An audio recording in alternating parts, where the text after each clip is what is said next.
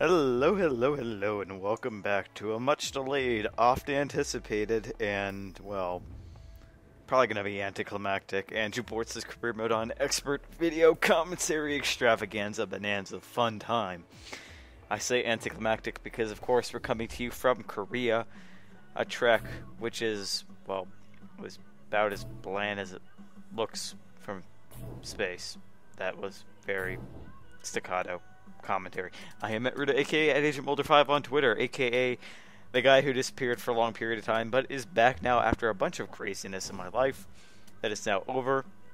Andrew Bortz just showing you the settings, because despite my saying it multiple times and him saying it multiple times, people still don't believe that he's doing this on expert. He's actually doing quite respectable in his HRT compared to, well, what you would expect an HRT to do, which is shit. See where he's starting now. Starting P6. There's the standings versus his teammate. Pause if you'd like. Gonna do the same thing with his setup. Showing you what's up in the hood. Vettel on pole. Schumacher in 4th. That's a respectable position. Bortz in 6th. And yada yada yada.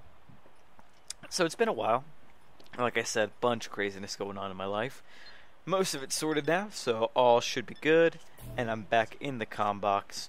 Hopefully, be able to get a few more of these videos out, get them cranked out in rapid succession. Should have a Backmarkers F1 podcast up soon, once we get that recorded.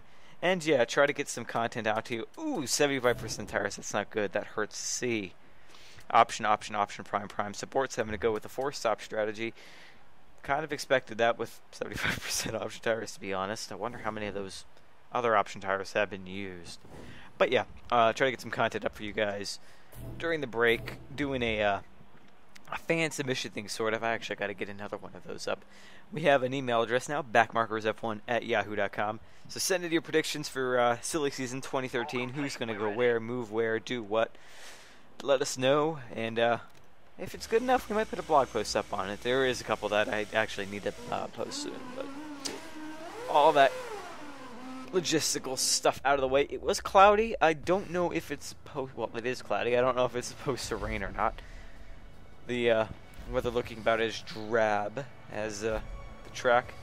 Not a fan of the Korean circuit, I must say. Korea is awesome. StarCraft represent. The other Korea to the north, not so much. They can suck it. Massa, what are you doing up in P3, Felipe, baby? Again, Lonzo's, we get a start. I took a drink of water at the absolute worst time. Bortz Michigan shift, sorry. Mixing it up to mix 3. Mixing it up, whatever. And, well, looks like we're going to mix up there. Hamilton got a little bit of a bump. Schumacher going really slow on the inside. Whoa, Shilly, what are you doing? This isn't Hungary. Turn the engine on. As now we got Slipstream on Weber, and Alonso trying to make a little bit of a block. Bortz is not going to have it. Ooh, Alonso getting a little bit slippy there. Weber looking to make a move. Bortz, what were you doing there? Trying to break on the hill. The HRT's brakes aren't that bad, Andrew. As we see, we've made up a move, a place even. Oh, God, I am just messing this all up today, aren't I? It's my first commentary in probably a couple months, so give me a break. As Alonso getting a little bit of understeer there. Going to the outside. Whoa, Bortz! Is he going to... Ooh, that was tricky. Alonso not defending his inside. Bortz tried to make a lunge, but it wasn't going to stick. Unlike Maldonado, who decided to back out, do the smart thing, and not cause a major incident. Up to P5, like I said, Bortz now getting the massive understeer. Whether that's due to the tires or just the Hispania being shit, I don't know. But we'll have to see as this race pans out. We're not even done with lap 1 yet. Looks like Vettel's getting a massive jump on the rest of the field. Sebastian wasting no time in doing his finger boy thing. Bortz having to back out of it. You can see the car understeering and then wanting to do the whole snap oversteer thing. It's been a problem that he's had all season so far. Just the understeer leading to snap oversteer. I don't know if it's something with the setup or with the HRT. I've never driven the HRT in career mode. I started with the Caterham, or well, I guess they were called Lotus at this point. But yeah, there's lap 1. Bit of craziness. The other thing too, I forgot, he has track IR, so some of this under oversteer might be exaggerated by the fact that he's moving his head into the apex. Gonna have to get used to that. Missing a gear shift there. Not too good. Schumacher, massively bad start. Going back to 6th after that first corner. where he decided to brake really early. Bortz decided to brake early into this corner. Schumacher having a massive run on Andrew there. No DRS yet. He does have Kurz though. Looks actually like it's getting lighter already, so maybe no rain. Rain would definitely make things more interesting, as I said. But for now, it's stuck the way it was. Alonso sticking right at Weber. Not making a move, though. Ooh. It's very interesting having the perspective shift on you like this with the track IR.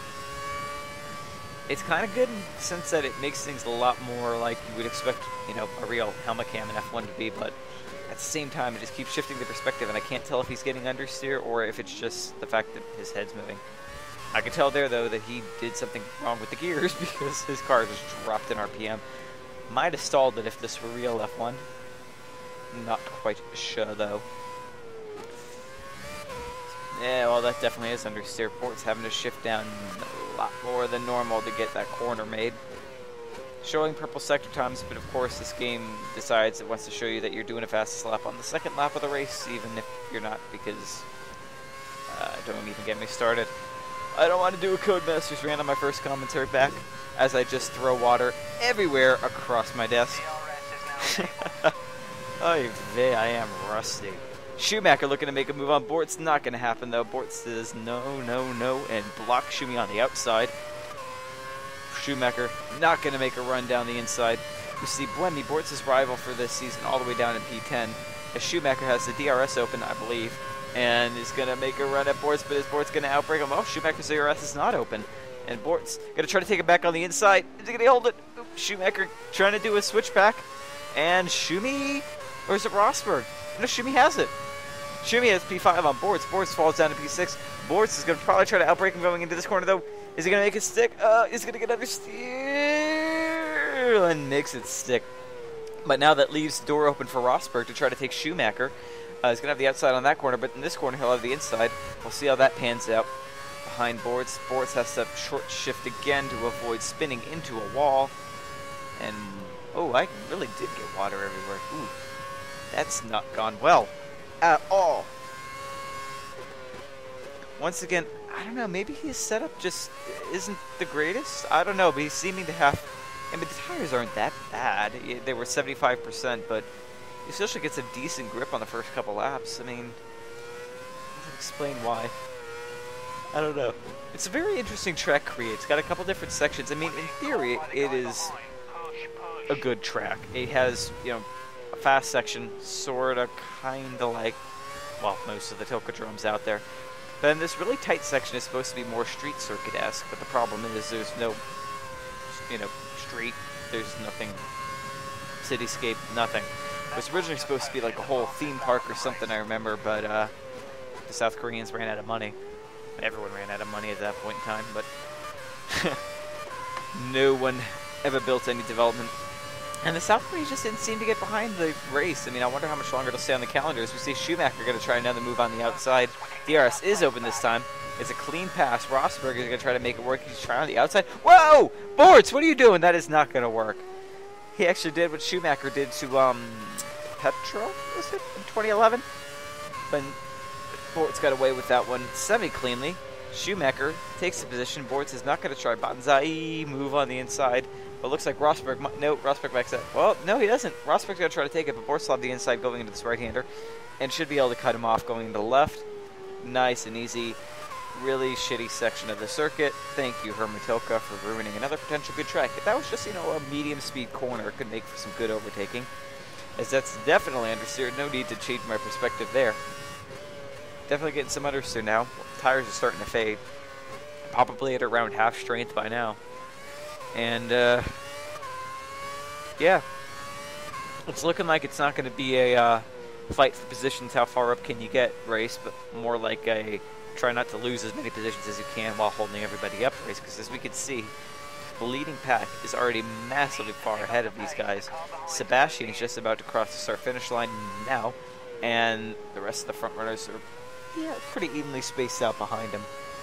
Schumacher is going to now, probably take off in the distance and run away from Bortz while he can get out of DRS range. But you never know, if Bortz can somehow get a run If he does a better job in this first corner, well, no, the detection zone's before it, so never mind. Bortz is not going to get the DRS on Schumi. Schumi will get away cleanly. But, the question now becomes, how much longer can he hold off the rest of the field? He now knows where they like to pass in this section here. He just holds the inside line, but he's not going to hold the inside line. He's going to hold the outside, and Rosberg's going to try to make the move. He might have it. Bortz might not have the... Oh, no, Bortz does have the grip, and Bortz is going to be able to hold that position. I was going to say, if he can hold the inside long enough to stay with it, you know, at least 3/4 of the way, half the way up the car, he should be able to hold going into the next section of corners, get better acceleration out of the hairpin, and then just cut back over to the left-hand side of the track. Because once you get, you know, 2 corners into this whole little S section, there's nowhere to pass for half a track.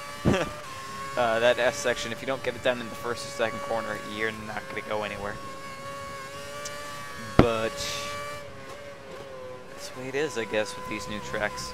Although Circuit of the Americas, as an American, I'm kind of biased, but it does seem like a really good track. It actually seems like they put some thought into the design for once, instead of just copying what they've done before and just rearranging the bits. Because really, I mean, if you look at any of these tracks, you could tell, okay, these turns are all the same, it's just in where they're placed. And the Koreans decided that they wanted to try to one-up the rest of the Asian Grand Prix and decided, let's make the straight longer, and so they did, and we see what that's done. But yeah, real F1 is on a break now, which is rather unfortunate. Every weekend I think, hey, it's a Grand Prix, and then every weekend I have to cry myself to sleep at night, realizing that when I wake up in the morning, I won't be able to watch either live or record it from various websites. I mean, of course I would never watch from websites. That would be naughty. Yeah. Of course I would never do that. But Rosberg seems to have fallen back a little. Maybe, I don't know. Bortz did have an okay lap. I mean, for what he's... With these tires that he's on, I mean, I guess it's an okay lap. Little bit of wheel spin going out of that corner there, but I don't know. I don't know how much longer he's gonna be able to hold off Rosberg. If Rosberg can sink in a good lap, it's not gonna go well. Just 'cause he's gonna be able to DRS past Bortz on the straight, unless Bortz decides to get feisty and block him. Which I guess he could make a move to the outside now, since he never really. It was just out of the other corner. He didn't make his first move, so that would have been his first move. Bortz instead going to try to get a little bit of a slipstream and outbrake Rosberg going into this corner. Is he going to get Yep, he's going to get him. That was a nice pass. Nothing too dramatic, but much better held than his first attempt to do that on Schumi. As we now cut ahead one more lap, basically the exact same area. Heavily worn tires, pit in if you need to. Okay, well, I mean, he put 75% tires on the car. What do you expect at this point? Looks like he's got some engine wear. And, ooh, that's a lot of understeer. Bortz is going to go in this lap. Weird pit entrance there. Ooh, even weirder pit exit. So let's see. Going for another option stint. As he falls back to field this week. Oh, what's Hamilton doing back in P15? What is he doing back there? Nowhere at all representative of his pace in 2012. Just coming off a win in Hungary. Did a great job holding off Kimi Räikkönen, who was going very quickly. You know, the Lotus did a very quick car, and you know, just okay, I want the champagne. But Kimi does not get the champagne because he does not win. Although to be fair to Kimi, Hungary, I'm partial to it. I like the track layout. I know, weird. I don't know what it is about it. I just like the way it's laid out, but there's not enough room to overtake. As here comes Kobayashi coming out of the pits on a set of primes. That pit exit, I don't know what I would do with it. I mean, they were talking about last year when, I'm trying to think, who was it? It was a Williams driver, I think. Was it? No, was it Barrichello? Somebody got speared into somebody else in wet conditions, I think it was, going on this pit exit. As Bortz is cycling back up to P10. That's the one other weakness, having to stop 5 times. I mean, they might be on fresher tires, but these other guys are much faster than him, and if you get a clean lap or two in between stops, they're going to stream ahead of Bortz. Bortz does have the DRS and Kobayashi. And see what he does is he's going to go banzai. But Kamui holds it nicely. Bortz is going to have semi-better run out of the corner, but blocks Kamui nicely. Gonna try to take the inside, and it's not gonna work. Now Bortz has set his sights on Perez. On the option tire, though. So while it might seem like he's gaining a lot of positions, you gotta remember he's on the better of the 2 tires. Going into, I don't even know, this whole track looks the same. Drab, boring, blah. Although, to be fair, I did say that a bit in our Valencia video, and yeah, well, this year it actually turned out to be quite interesting. But, yeah, back to Hungary. I like the way the track's laid out, but it just needs more room for overtakes. It needs to be either wider or just change a few corners. I mean, that's the thing with a lot of these tracks. A lot of these tracks, you know, even though a lot of them are cookie cutters of one another, as I said, with a few changes, they could be passable tracks. They could be decent tracks, but for some reason, Tilke just has some hard-on about putting Mickey Mouse chicanes at the end of every, or Mickey Mouse hairpins and chicanes, rather, at the end of every straight, and not having any medium or high-speed corners. It's all fast, slow, point, squirt. And pointing and squirting get you into trouble faster than you think.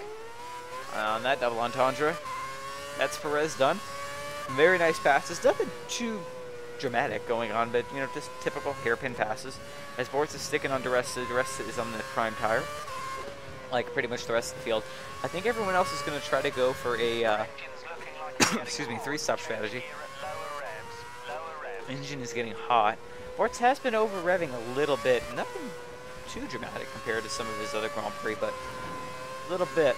The nice thing, though, coming up to this section is DeResta comes in. Lap 15. That's a bit early for prime descent, unless that's DeResta's first stop. I can't see Bortz catching somebody who's been out, though, that fast. I don't know. 6 places up. Actually, Bortz right now, exactly where he started, in P6. So now starting to lap the back markers. The nice thing, though, I was saying about that straight, though, is long straight like that can cool the engine very quickly. Bortz is scheduled to pit now. Might stay out one more lap and still get the DRS. So Truly, but he's going to take him out of this corner. Nicely done, Bortz. Truly would have had to relinquish the position anyway, but didn't look like he wanted to in that corner. Bortz just said, sayonara. I am not going to let you hold me up. No Truly train for me. Bortz going to come in now for another set of options, I think. Or he might try to go prime and then an option stint at the end, since he's seemingly able to keep pace. That actually might be what he does. Could I have actually called his pit strategy right for once? I don't think I've been right once this season, but might be this time. Let's see what happens. Tires up, tires on, nothing dramatic. 4 seconds later, out we go. It'll be interesting when F1... Oh my god, there is a train of traffic. That's gotten interesting, and a little bit of wheel spin there. There's DeResta. Bortz actually keeping pace with DeResta very nicely. I don't know how much of that is because Bortz is getting held up, or DeResta is getting held up by the train in front of him, but you know what? Bortz might not have been holding everybody up. It actually looks like everyone's pretty much on even pace with one another. I know there's some back markers interspersed in there, but you can see Truly going into the hairpin now. The rest of them, I guess, I don't know. There's another back marker. Or, excuse me, Liuzzi, not Truly going into the hairpin. That was Liuzzi. Bortz is driving for HRT. After all, he's going to go to DeResta. Oh, close to Maldonado. Almost pulled Maldonado on Maldonado. Overheating the brakes a little bit there. Front brake bias a little bit too heavy. Nice, fair play though, given the position back to Paul. That was a bit of a cheeky move. Bortz going to go on the outside of DeResta. Kovalainen's not getting out of the way anytime soon. The other fans, you know, he is holding up the field. He wants to drive for McLaren, but he is starting for I'm going to say that this is not okay. As we're going to take Maldonado on the inside, but Maldonado says, no, you don't. He's going to pull. Oh, there he goes. There's the trademark Venezuelan. We know, giving Bortz a little bump. But, like in real F1, little bumps like that don't do too much damage. No damage at all in this case. As now Bortz is hooked up behind Kovalainen, whatever. I'm American. I can mispronounce what I want. Let's see. Barrichello pitting in the next 2 laps, so Bortz is actually holding his own quite well. P16, out of sync though, on a prime strategy where everyone else had already been on primes. And who's this? This is D'Ambrosio. This is for... No, okay, that's P19. Little bit cheeky there on D'Ambrosio, who had to give him a Kamui kiss to get him by.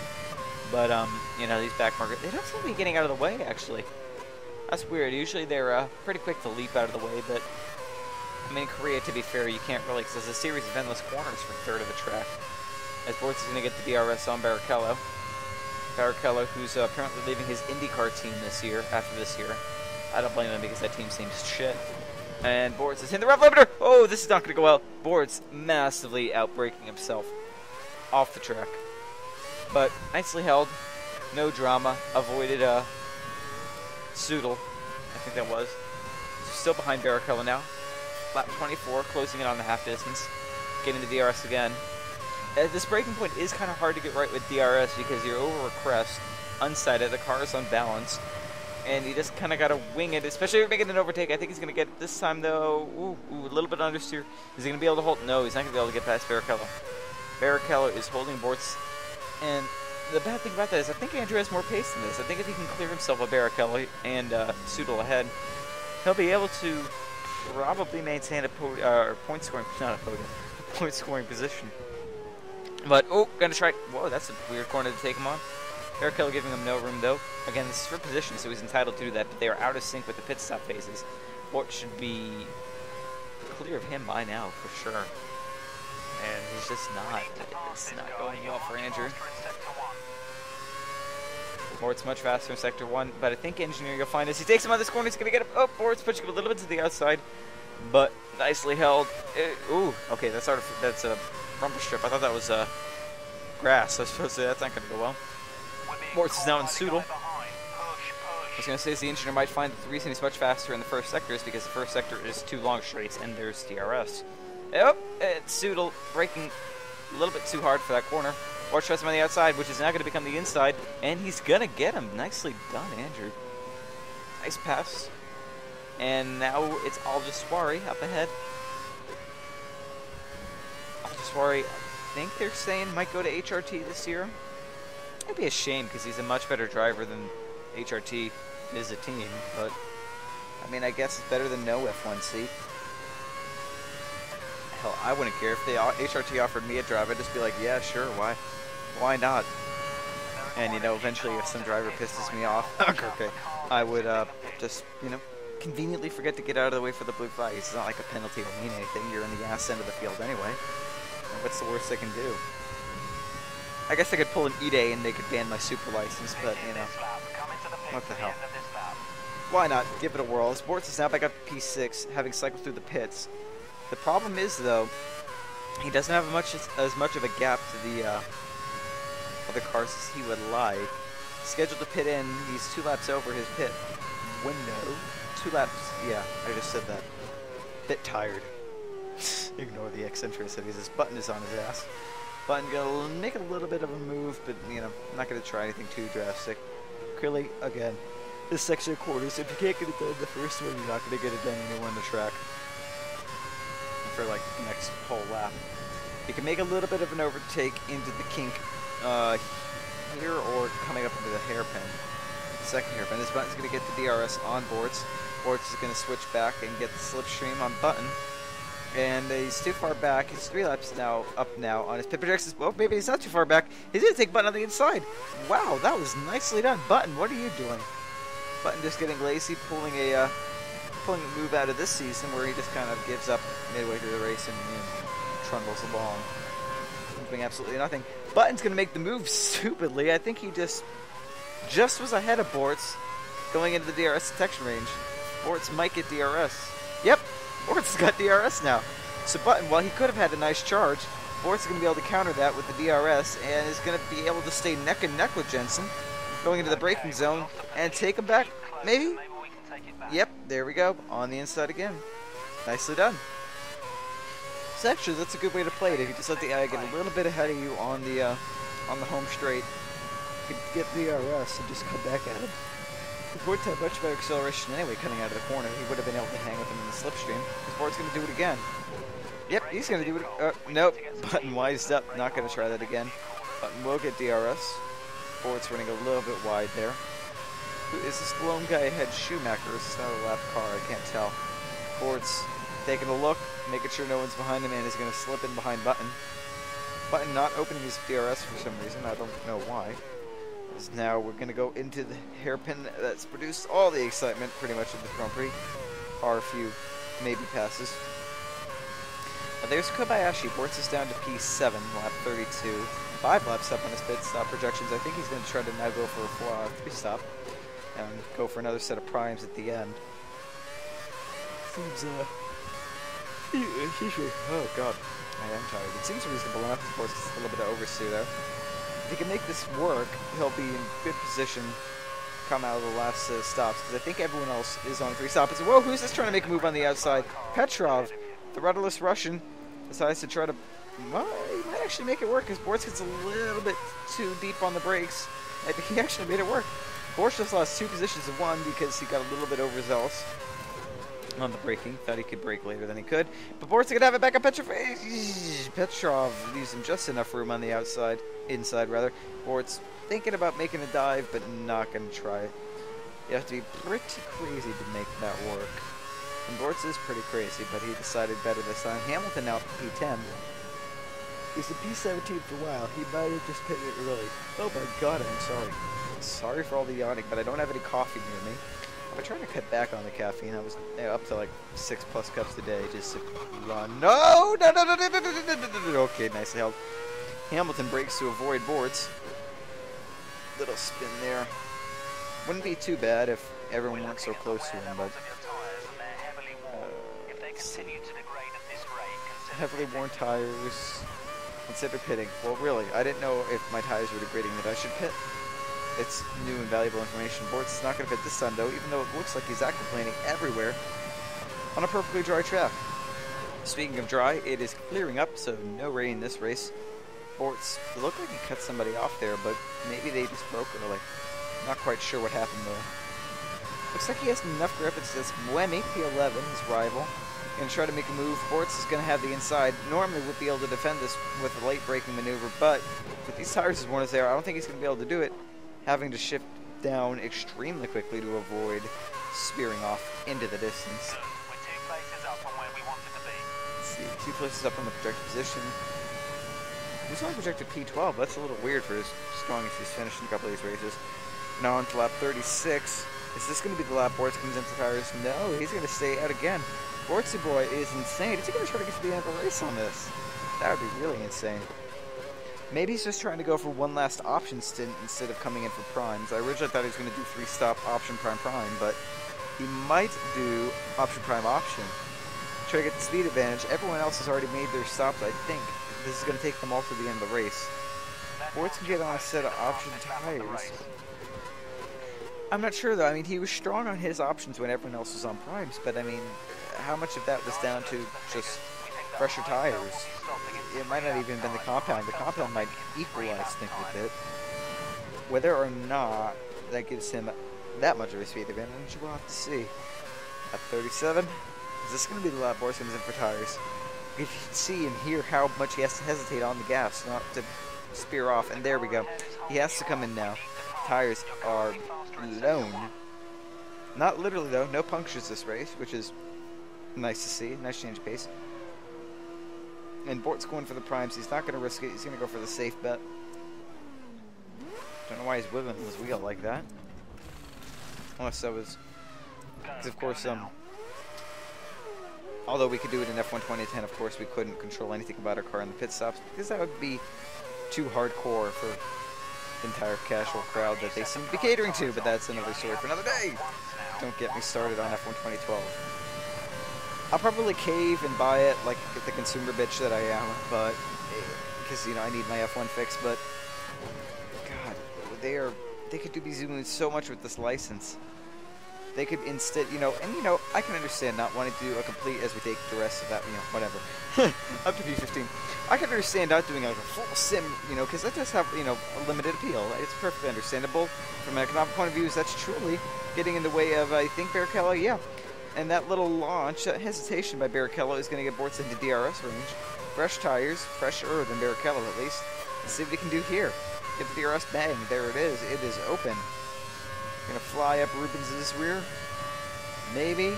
That seems like Rubens is actually holding him off. Barrichello's gonna have to start braking now. There we go. Bortz is gonna take it on the inside. Whee! Nope. Barrichello gets it again.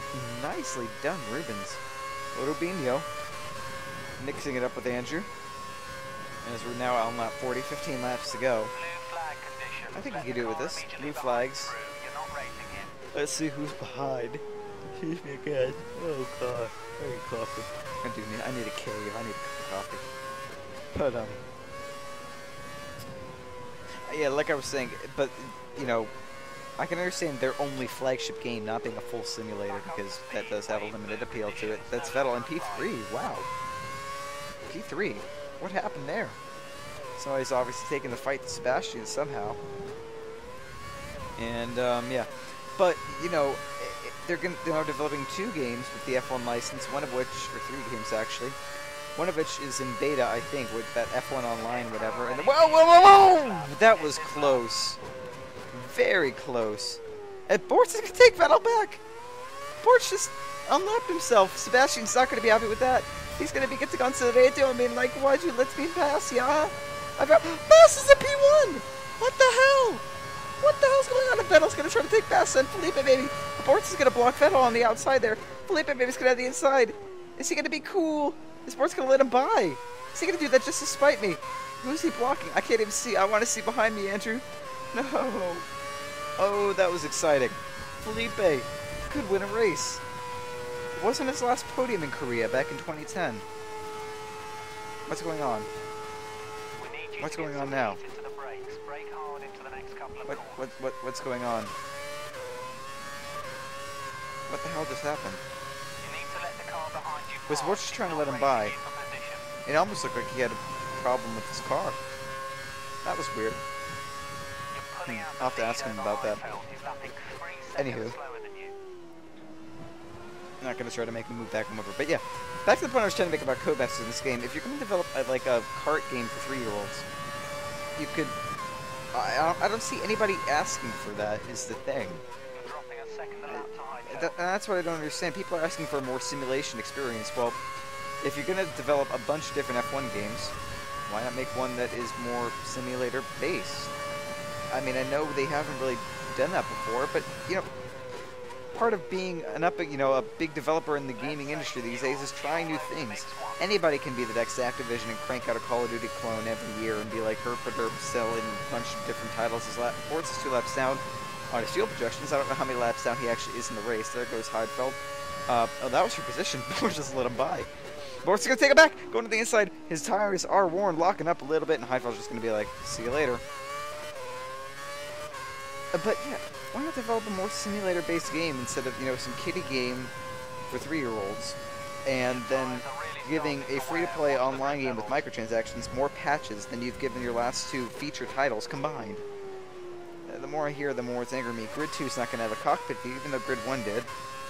You don't know what that's all about. And their big rollout feature with F1 2012 is doing career mode in a condensed version instead of a long career.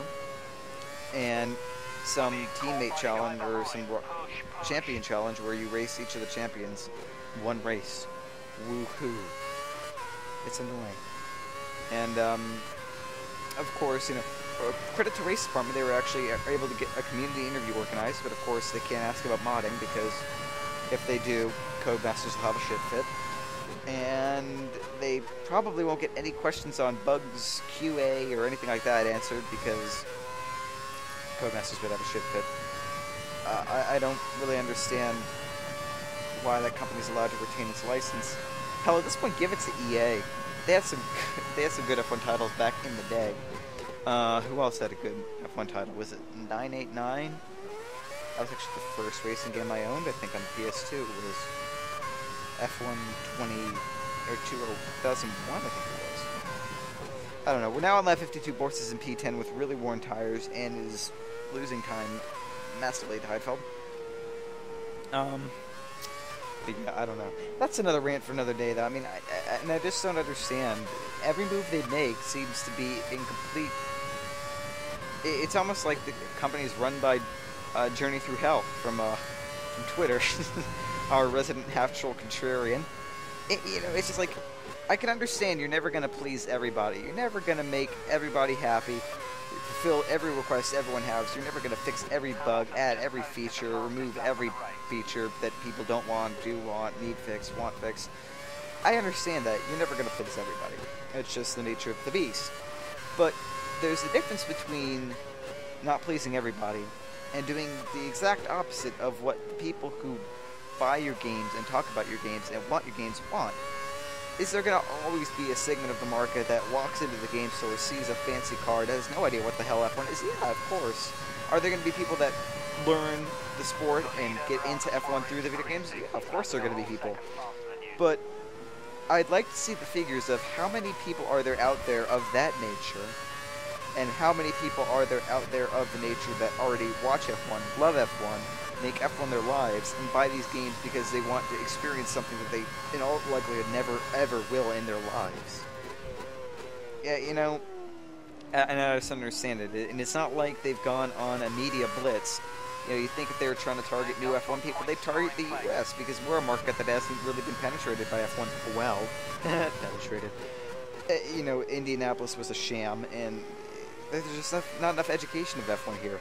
If they did a marketing blitz here, with these new features targeted for the more casual player, I could be fully behind that, because somebody needs to educate America about F1, and we love our video games. So there you go. But it doesn't seem like it's happening. That company is just, I don't understand it. I want to punch Seafoot in the face sometimes. Hey, hey. So we're on lap 53. That's my little mini rant over. I'm sure there will be more on the Back Markets F1 cast when we eventually get one recorded. Bortz now just trying to hold what he can. I think this is all just where, yeah, this is all just where behind him. Just trying to hold the positions that he can. I think, it's actually been lapped once, so he's actually held respectable pace, especially compared to what the HOT are this year. Yeah, I don't know. I don't know what to think about this race. It was quite uneventful. Interesting passes in some places, but most of them were just simple DRS to hairpin. DRS to hairpin. DRS to hairpin, DRS to hairpin. So just where he's going to make a move. That was the DRS line there. So Bortz is, once again, going to have DRS, even though Aldiswara, all he had to do was hang back. And let's see what happens here. The one thing that does sound cool, though, I will give him the credit where credit is due. Localized weather is something I've wanted for a long time. And oh, there's Barrichello trying to make a move. Barrichello fighting for points, paying positions. Bortz is going to hold the inside, though, and is going to take it. Is Barrichello going to get by Aldiswara, though? Could that have held? Yep, he's got it. Bortz is by, or Barrichello, rather, is by the Spaniard. I was going to try to get by Bortz, but it's not going to happen here. Localized weather is something I've wanted for a long time. Looks really interesting if they can get it to work right, but I figure, yeah, that's probably going to be plugged to hell. But if, you know, it works as they say it's going to work, it could be really fun to add a whole strategy on them, because really now it's pretty much static. Everyone, oh, Jesus. Oh, Jesus. Another random puncture. Just at the very end, all Bortz had to do was hold out for one more lap, and he would have had points. Well, a point, and finished ahead of his rival, but it was not to be. Oh God, going into this. Oh, that's so bad. Oh no, well there was his rival actually. Everyone and their mother's getting by Bortz now. Bortz down to P15, and now all he has to do is block everyone and their mama coming behind him. Not gonna do it. There goes the. I don't even know what to call him. Rapist face, rammer, the moving accident. I don't know. Pastor Maldonado, P15 now. As D'Ambrosio's behind. Oh, I thought that was on the puncture. D'Ambrosio's behind him. I don't know if he's on the same lap as Bortz. Nope. Oh! Another puncture. Wow. Okay. We can confirm you have a left front puncture, a left front puncture. Pit, pit, pit. I mean, what more is there to say? I love how he says, though, pit, pit, pit when it's the last lap of the race. So Andrew Bortz, due to another random puncture episode, well, 2 punctures to be honest, finishes P16, lost 10 places from where he started. And so let's see how the field shook out in our little rundown fancy schmanciness. Vettel from Massa, Vettel got past Felipe, baby. Weber, Alonso, Schumacher, Button, Hamilton, Petrov, Heidfeld, Barrichello, Aldiswara, Sudol, Buemi, Duresta, Maldonado, then it's going to be Bortz, and then it's D'Ambrosio, Liuzzi, Trulli, Kovalainen, Kobayashi DNF, Perez DNF, both Sabres DNF, Rosberg DNF, and Galak. So a couple people DNF, don't know where that happened, we didn't see it. As here is the Drivers' Championship. Fernando Alonso still leading, but not far ahead of Weber, who's only 5 points behind. Hamilton I don't even know what the points were, so let's not try to do math. Bortz is now down in P15 with 17 points, respectable for an HRT, leading Taro Rosso, both Williams, and a couple other cars. So there is the Constructors' Championship. Red Bull firmly in control of that, probably already won it mathematically. What are there, 3-4 more races to go, something like that? So anyway, sorry for the long absence. Hopefully be able to get this and a few more videos cranked out as soon as possible. And a dejected Bortz, Doxu's engineer, and here goes the dude to block the camera in 5, 4, 3, 2, 1. Here he is, and there goes the camera. Bye-bye. I will see you guys next time. Until then, try to survive the F1 summer break however you can.